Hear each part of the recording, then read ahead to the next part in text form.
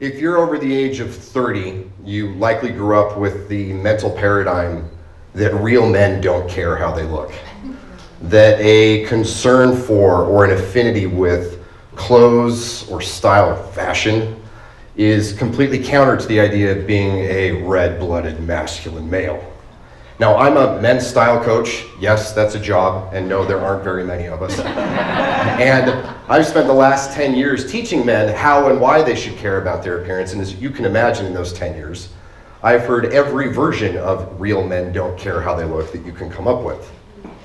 A lot of times it's pretty innocuous. It's simple things like, I don't think about it, I just wear whatever is comfortable. Or, dude, I've been married for 18 years, I just wear whatever my wife buys for me. Which is not to say that it's always innocuous. You go back about 10, 15 years ago, before the world was as politically correct as it is today, and if you were a guy that expressed any sort of interest in this stuff, you were ostracized for being effeminate or gay or a weirdo or a loser or whatever it was that whatever the pejorative was that they could throw at you. But what's so interesting is if you zoom out and you look at any other culture in the world, at any other point in history, and you can see that men have always cared about how we look, and we've always used our appearance as ways to signal our masculine values to each other. It's how we signal things like courage and dignity and self-respect and mastery and honor. And ironically, the men who cared the most about how they look, it wasn't the priest class, it wasn't the bureaucrats, it wasn't the farmers, it was the warrior class, the most masculine of men. They were the ones who cared the most about how they look. So how did we get here today? There's a bunch of different reasons that come into this, but the one that I want to hit on is the one that comes up the most often when I'm working through potential clients and kind of their objections to why they should even look at hiring me. And it's this false paradigm that we live in, where a lot of guys believe that they can have clothing that it looks good, or it looks formal, or it looks appropriate. We can have form, or we can have function, which means it's comfortable, or I can survive the apocalypse in it, or I can carry all 37 things that I need to carry in my cargo shorts. And form and function are not mutually exclusive. You can make them both work. Now, I get why most guys would want to go that way, because when you think about having to choose between the two, function is how we get to conquer nature. It's how we build empires. It's how we get to the moon. It's how we get to do all the cool things that we get to do as men. And form is nice. I like that my car looks cool, but it's kind of an added benefit. It's not really something that most men see as worthy of pursuing in and of itself. We're more functionally minded. But what's so fascinating about this is there actually is function inherent in form, and there's two different types of function. The first one has to do with how we communicate with each other. Now, as I've been up here for the last couple of minutes, you've already judged me based on how I look. You've taken in my suit, my hair, you've juxtaposed those against each other, you've looked at my posture and my body language.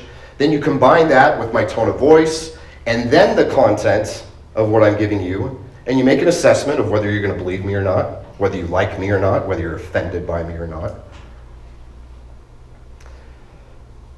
And it's good to judge people based on how we look. We're wired to do that. Biologically, we are wired to do that. This is why male lions have giant manes, why peacocks have beautiful feathers. This is why a pufferfish gets really big when it's scared. Because on a fundamental lizard brain level, the most basic things of danger or sex are triggered by visual cues. And here's what's so cool, is man is greater than beast. We take this and we don't just do it on a subconscious level like the animals do, but we program it deliberately. This is why the Spartans would wear red cloaks. Can you imagine going into battle against these men who are already big and intimidating and terrifying as it is, and you're stabbing, and you're stabbing, and you can't tell if you're actually doing any damage. You can't see the blood because you're surrounded already in a sea of red. What does that do to your morale going against these guys? Or what if you're one of the fellow Spartans and everybody around you looks impervious as you did at the start of the battle? What does that do for you? And it doesn't just happen on a primal level. Because man is so much greater than beast, we take it and we fine-tune it, and we fine-tune it, and we fine-tune it to where we can communicate things that only exist within particular cultures or particular paradigms or particular ideologies. Take the suit, for example, okay? You go back in time 80 years ago, And within the Western world, if you were a man, didn't matter if you were black or white, if you were rich or poor, if you lived in an urban or a suburban environment, if you wanted to communicate to the people around you that you were about some serious business and you were engaging with civilization in a serious manner, you would put on a suit. Now, yes, we still see suits today. You saw a few of them here in this event. We see them on politicians, we see them in courtrooms, still at some weddings and some funerals, but it's losing its consistency there. But man, you walk into a job interview at a tech company or at an advertising agency or at some other startup and you wear a suit, you're gonna get laughed out of the room, right? Because that no longer signals what it used to signal. This is the beauty of language. And we do this so fundamentally with our audible language. You take a word like English, and as I shape that word in my mouth and I create these sounds, and then I project those out to you and you hear them in your ears or you hear them through your speakers, the symbolism that we attribute to those sounds is shared. What I mean when I say that is what you understand when you hear it. It's the same thing that happens when we write something down and then somebody reads it 1,000 miles away or 1,000 years away. One of the most powerful things that man has ever created is literacy. This is how ideas spread and share and go beyond just what our little tribe is, but go all the way out into the world and across all generations and across all time.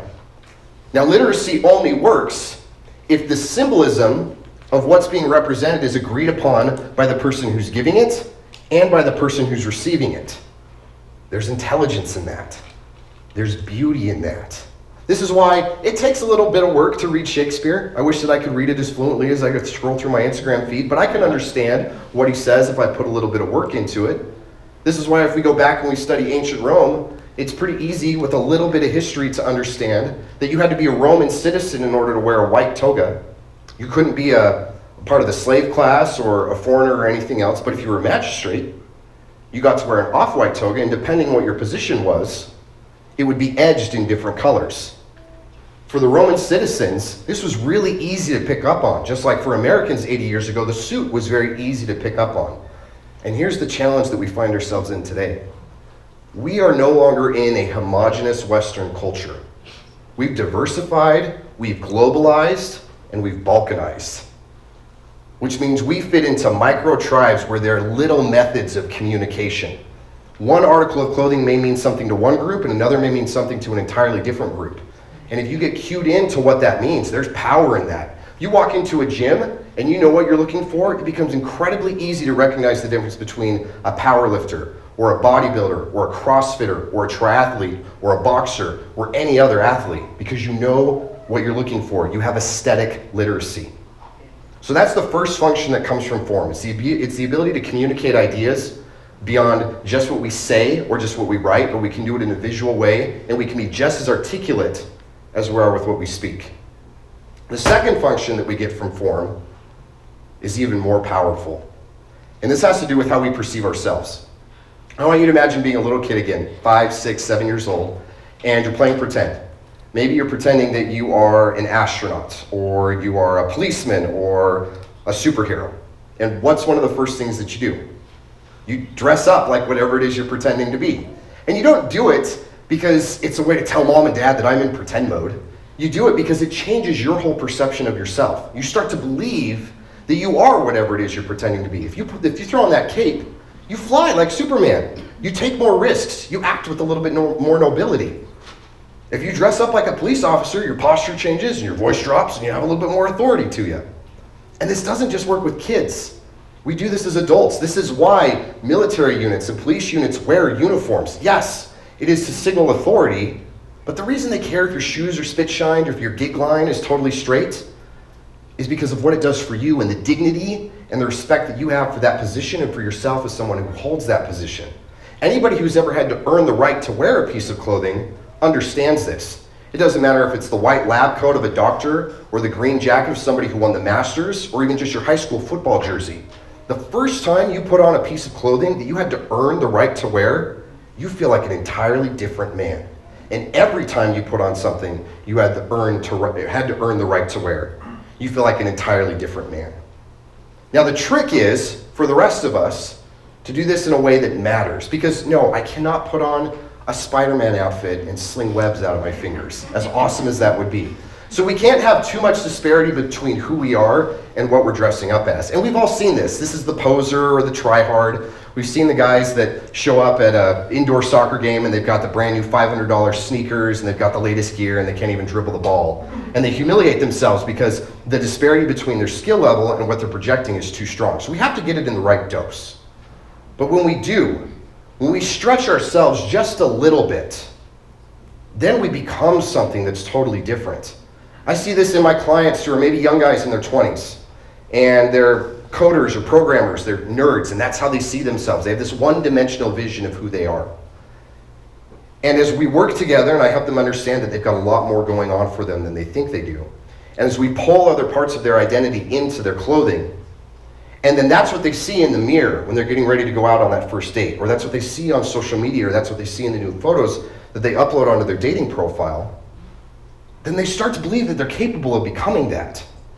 And so everything else about their self-identity changes. They're no longer this one-dimensional side character. They're the hero in their own hero's journey. They are multi-dimensional, and they're capable of more. And then, when they believe it, they act that way. And when they act that way, other people see it, and they reinforce it. And it creates this beautifully virtuous cycle in which I believe I'm awesome, and people treat me that way, and I believe it, and I go it. It's enclosed cognition and a halo effect, and they just bounce off of each other. I see the same thing with my clients who are about to retire, and they don't want to watch their own lives deteriorate like the other men around them. And so they adopt an aesthetic that reflects their growth mindset. They don't look like all they live for is the next round of golf and the next 4 o'clock seniors dinner. They look like somebody who's continuing to build and grow. And so when they see their family photo with their kids and their grandkids, and that's what's hanging over the mantle every day, and they see a man who's continuing to become better and who's going to continue to leave a better legacy for the generations that come after him, they see themselves that way, and they act that way, and they become that way. So you take those two functions together. You take the idea of being able to express yourself and project yourself into the world, and do it in a way that it crosses time and it crosses geography, and then the incredible power of being able to take wherever it is that you are now and have the audacity to make yourself better. You combine those two, and there is nothing more masculine than caring about how you look. Thank you.